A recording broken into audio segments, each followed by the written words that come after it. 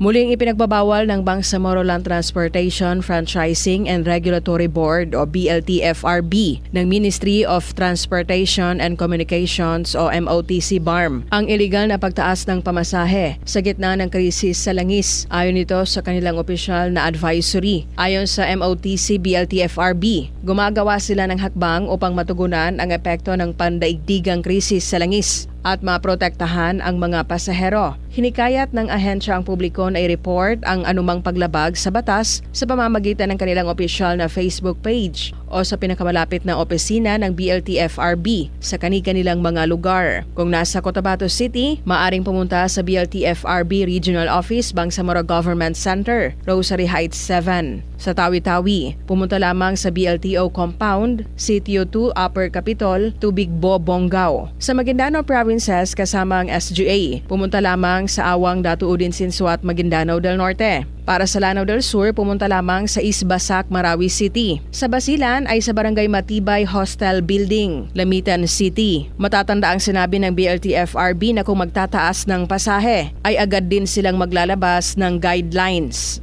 Rufa Mocalid, NDBC, Bida Balita.